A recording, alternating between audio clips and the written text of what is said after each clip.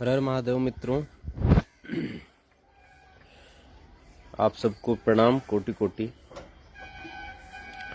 मैं आपका हमदम, आपका दोस्त, आपका साथी, आपका भाई भतीजा, भोजपुरी गायक संतोष रेणु यादव। और आप लोग जितना जल्दी हो सके आप लोग लाइव में जुड़िए और इसको शेयर कीजिएगा ताकि बड़े भाई खेसारी लाल यादव जी तक ये वीडियो पहुंच जाए। आज मैंने एक वीडियो देखा, हालांकि कहीं न कहीं इसकी जो जानकारी थी वो मुझे बहुत दिन पहले भी बड़े भैया अकलाक खान जी अवगत करा रहे थे, लेकिन बार बार ये सोच करके हम लोग चुप हो जाते थे, चाहे तो अकलाक भैया हों या मैं भी बार बार इस बात को लेकर के चुप हो जाता था कि एक कलाकार का ही पर्दाफाश क्या करूं। चूंकि मैं भी एक कलाकार हूं, वो भी एक कलाकार है और उसमें भी सीनियर कलाकार है। तो जैसे आज मैंने देखा बड़े भैया अकलाक खान जी को शहीद अमरजीत जी के घर जाकर उनके बच्चों से मिले और उनके बच्चों की जो वर्तमान की जो स्थिति है, जो उनके हृदय में पीड़ा है, उसे रूबरू कराया उन्होंने। इस पे बहुत सारे लोग उनको भला बुरा कहेंगे। जो खेसारी लाल यादव जी के जो लोग हैं वो अकलाक जी को भला बुरा कहेंगे, लेकिन भला बुरा कह देने से किसी को सच्चाई छुप नहीं जाती। सच्चाई कभी भी सामने आती है और छत पे चढ़ करके बोलती है। ये बात आप लोगों को पहले भी मालूम है। तो मैं आपको जानकारी के लिए मैं बता दूं कि गुजरात हिंसा में 2018 में गया के कोच के रहने वाले अमरजीत जी उस हिंसा का शिकार हो गए थे और अपनी जान गंवा दिए थे। उसके बाद बड़े भाई खेसारी लाल यादव जी को लारी में प्रोग्राम करना था, जो कि वहाँ से जो घटना, जो कोच है अमरजीत जी के जो घर है, वहाँ से करीब करीब 10-12 किलोमीटर 15 किलोमीटर की दूरी पर पड़ता है। तो अकलाक खान जी ने भी खेसारी जी को खबर किया था कि जब आप आ रहे हैं थोड़ा सा इधर भी आ जाइएगा, और मैंने भी खबर किया था कि आप जब वहाँ जा रहे हैं लारी प्रोग्राम करने के लिए तो आप वहाँ पे अमरजीत जी के घर पे भी चले जाइएगा और आप लोगों का मदद करते हैं, गरीबों का, असहाय बच्चों को आप गोद लेते हैं तो थोड़ा सा उस पर भी आप कृपा कर दीजिएगा। मुझे क्या पता था कि वो गरीबों का मजाक उड़ाने वाला व्यक्ति है। तो हुआ क्या कि वो चले तो गए, वहाँ पे अमरजीत के घर चले गए, साथ में मैं भी गया था, शिशुपाल बिहारी गए थे और भी लोग थे। तो वहाँ जाने के बाद मीडिया मैनेजमेंट सब कुछ सारा चीज़ हुआ। हमको ये बात बोला गया था, मैं भी बच्चों का बाप हूँ और मैं झूठ नहीं बोलूँगा। मुझे ये बात बड़े भाई साहब ने कहा था कि देख लेना मीडिया उडिया सब कुछ वहाँ पे प्रॉपर है ना। तो मैंने कुछ लोगों को मैंने कहा था कि जैसे मीडिया उडिया का भी अरेंजमेंट कर दीजिएगा। मुझे ये नहीं पता था कि ये किस व्यू से कह रहे हैं। मुझे ये नहीं पता था कि बड़े भाई साहब किस व्यू से कह रहे हैं कि हाँ मीडिया का अरेंजमेंट है या नहीं। खैर जो भी हुआ, वहाँ पे सब सारा चीज़, वहाँ पे गए, जा कर के बच्चों को उन्होंने कहा कि मैं गोद लूँगा। मेरे सामने की बात है ये, या तो वीडियो भी आपने देखा होगा। वीडियो तो झूठ नहीं बोलेगा ना।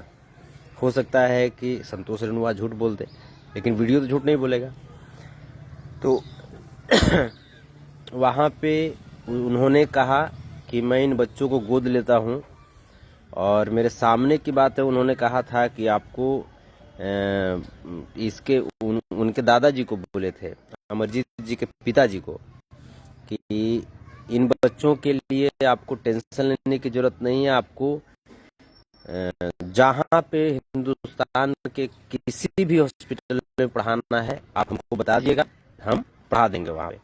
और पढ़ा ही नहीं देंगे, जब तक कि इन बच्चों को नौकरी नहीं लग जाता है तब तक इन बच्चों का सारा परवरिश हम करेंगे, चाहे वो कपड़ा लत्ता, भोजन पानी, स्कूल का फी या कॉपी किताब पेंसिल, सारा चीज, ये सामने की बात है।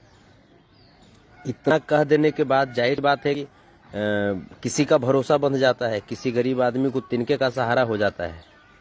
लेकिन वो आदमी इतना कह के पब्लिसिटी तो बटोर ली है, उसके बाद चले गए तो उन बच्चों का एडमिशन तो हुआ।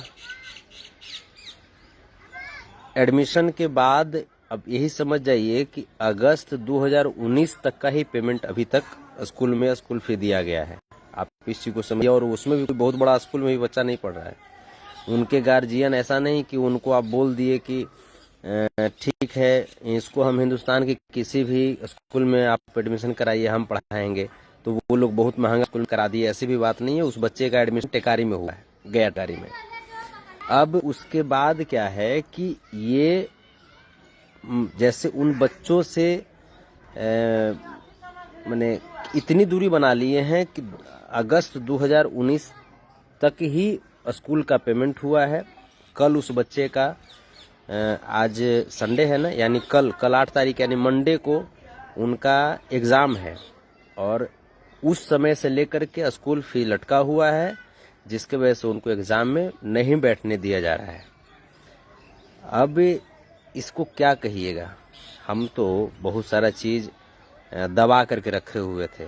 जितने भी जो लोग हैं जो ऐसा कहते थे कि आप पीछे पड़े हुए हैं खेसारी लाल यादव जी के, अब आप बताइए कि मैं खेसारी लाल यादव जी का मैं पक्ष लूं, या मैं उन बच्चों को मैं न्याय में दिला पाऊं, उन बच्चों की जो पीड़ा है मैं उसको मैं समझ सकूं। मैं क्या करूं? इस चीज़ को अब तो नहीं ना कहिएगा आप लोग कि हाँ आप खेसारी लाल यादव जी का कुछ बुराई कर रहे हैं, क्योंकि मैं बुराई नहीं कर रहा हूँ।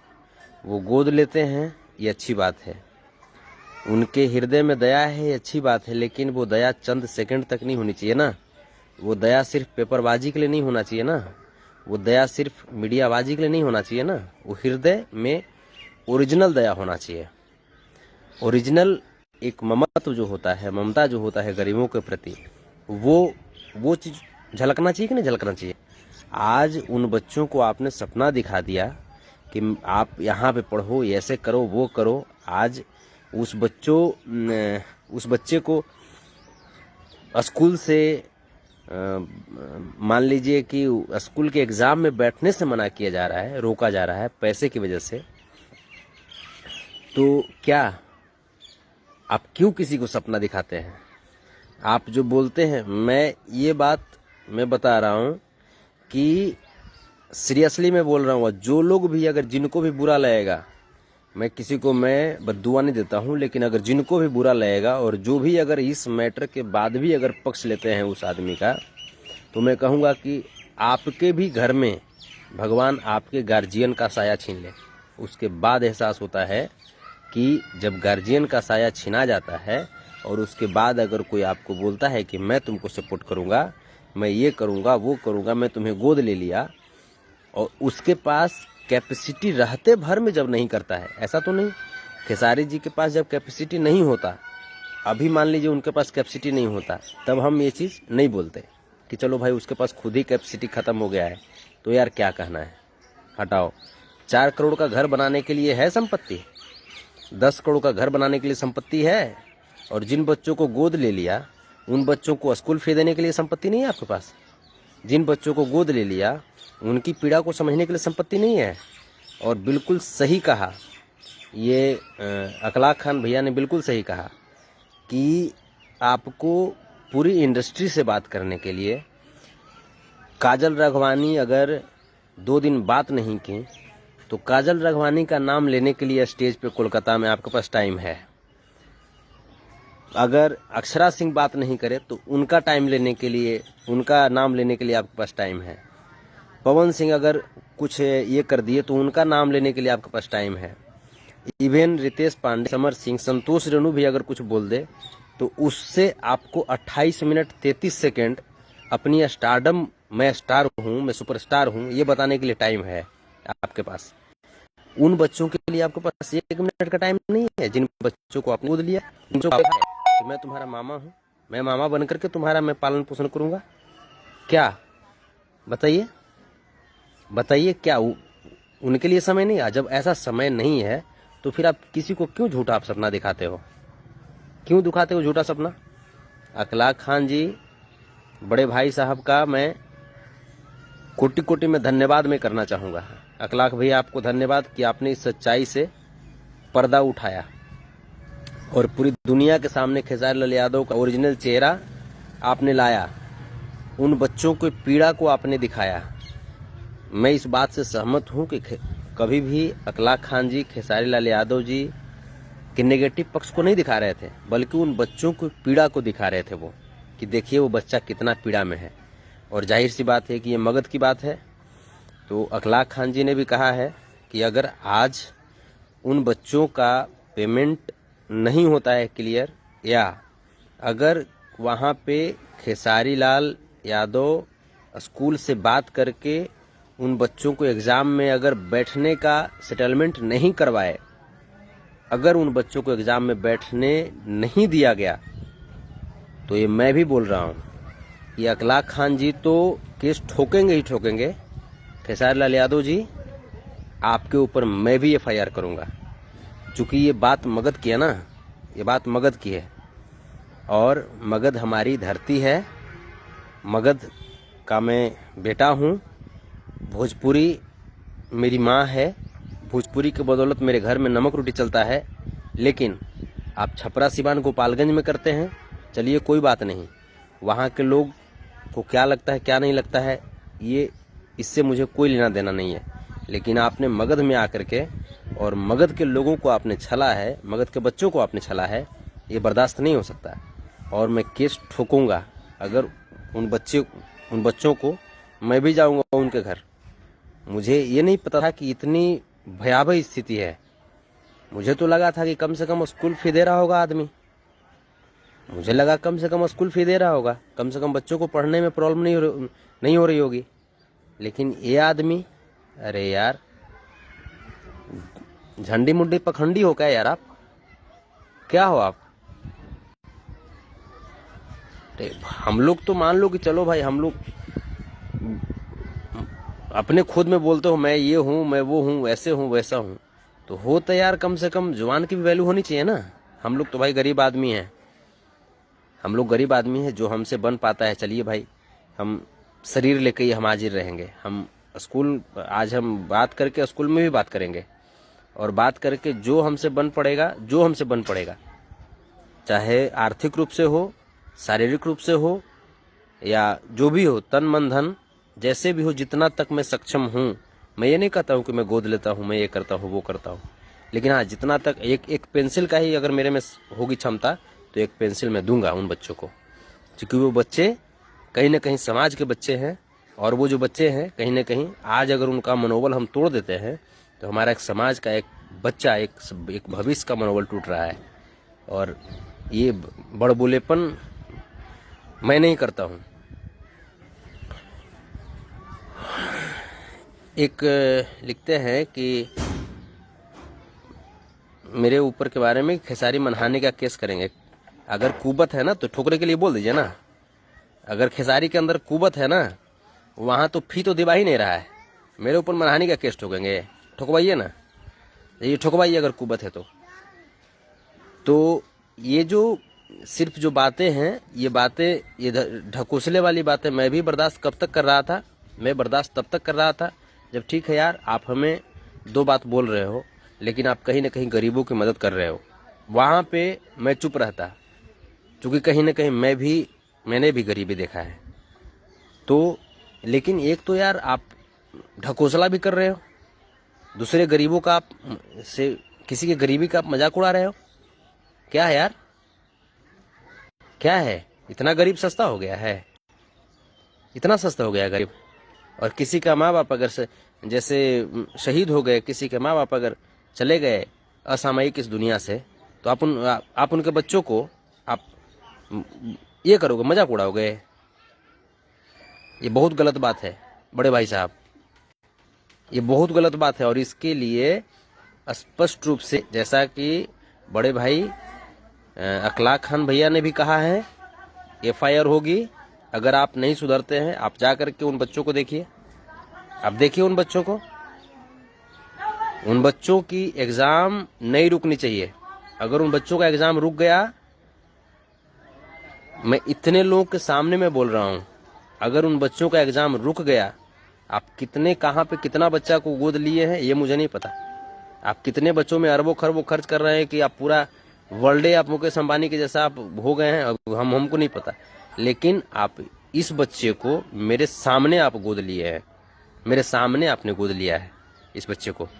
तो अगर इस बच्चे को अगर प्रॉब्लम हुआ और नहीं, तो फिर आप लाइव में आकर के आप बोलिए, आप एक्सेप्ट कीजिए, आप माफ़ी मांगिए, आप पूरी जनता जनार्दन से, उस मृत आत्मा से आप माफ़ी मांगिए, अमरजीत से, उन बच्चों से माफ़ी मांगिए, आप बोलिए। फिर हम लोग जहाँ से होगा, जहाँ से भी होगा, हमसे 5 रुपया होगा 5 रुपया करेंगे, 10 रुपया होगा 10 रुपया का करेंगे, जो भी हो, जो भी बन पड़ेगा करेंगे। मजाक उड़ाओगे आप गरीबी का किसी के? क्या समझते हो अपने आप को? आप लोगों को मूर्ख बनाते रहना। आप छपरा सिवान गोपालगंज में यहाँ पे अगर मूर्ख बनाने की कोशिश किया आपने, बहुत भारी पड़ जाएगा आपको। गरीबी का आप मजाक उड़ाओगे? शर्म नहीं आता है? आप किसी बिल गेट्स और किसी टाटा अंबानी के घर में पैदा हुए हो क्या? खुद बोलते हो कि लिट्टी चोखा हम बेचते थे। कहाँ चला गया आपका? सिर्फ नौटंकीबाजी करते हो कि हम लोगों का गोद लेते हैं। ये नौटंकीबाजी नहीं चलेगा। आपने गोद लिया है तो गोद लेने की जो परंपरा जो होती है, उसकी जो रिस्पॉन्सिबिलिटीज जो होती है, आप उसका वहन कीजिए। और उस बच्चे को कल किसी भी स्थिति में आप स्कूल में आप बात कीजिए, आप स्कूल में बात करके उस बच्चे को परीक्षा में बैठने की व्यवस्था करवाइए। ऐसा ना हो जाए कि उन बच्चों को परीक्षा से वंचित कर दिया जाए और तब जा कर के उन बच्चों का मनोबल टूट जाए। ऐसा नहीं होना चाहिए। और इस तरह की चीज़ कभी भी भविष्य में, खास करके मगध में नहीं कीजिएगा। मगध में अगर अच्छी बात है, आप आए मगध में, आइए, गाइए, इंटरटेन कीजिए लोगों को। मगध के लोग से आप प्यार पाइए। मगध के लोग भी आपको बहुत प्यार करते हैं यार। लेकिन ये मत कीजिए ना कि हाँ मगध के लोगों को आप छला कीजिए। नहीं, छलिए नहीं, किसी को गोद ले करके ये मत कीजिए। और जो भी लोग जो उल्टा पुल्टा अगर बोल भी रहे हैं, तो मैं बता देता हूँ स्पष्ट कि जो ये वो केस है ना मेरा, ये भी हिलेगा नहीं तुमसे। मैं स्पष्ट में बोल दे रहा हूँ। अपने आका को बोल देना जिसके लिए तुम बोल रहे हो, कि उनको अगर इस तरह की चीज़, अगर किसी को गोद ले करके अगर उसके गरीबी का मजाक उड़ाएंगे तो ये बर्दाश्त नहीं होगा। मैं सम्मान करता हूँ उनका, सीनियर है, मैं सम्मान करता हूँ उनका। और कितना भी कुछ होगा, ऐसा नहीं कि मैं अपशब्द में बोल दूंगा, मुझे अपशब्द भी नहीं बोलना है। लेकिन हाँ, मैं सभ्यता और संस्कृति में रहते हुए मैं बिल्कुल स्पष्ट में बोल दे रहा हूँ कि अगर कभी भी गरीबों का मजाक उड़ाएंगे आप तो बर्दाश्त नहीं किया जाएगा। आप अगर गोद लिए हैं तो आप उसकी परवरिश कीजिए। आप उन बच्चों का मनोबल नहीं तोड़ सकते हैं।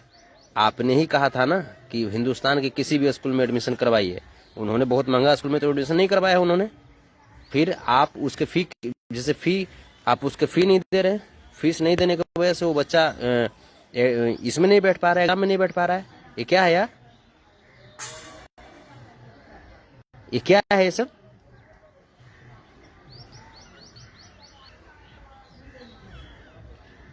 ये सब चीज जो है, जो भी चीजें, इसको थोड़ा सा सुधार में लाइए।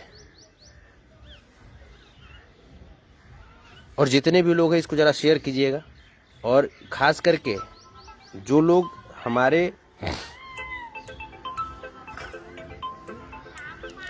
जो लोग हमारे लाइव को जो यूट्यूब पे डालते हैं, मैं उनमें बंधुओं से मैं कहना चाहता हूँ, आप यूट्यूबर हैं, ये बहुत अच्छी बात है, आप सपोर्ट करते हैं कलाकारों को, ये बहुत अच्छी बात है, लेकिन कलाकार से पहले एक इंसान बनिए और आप एक इंसानियत को सपोर्ट कीजिए।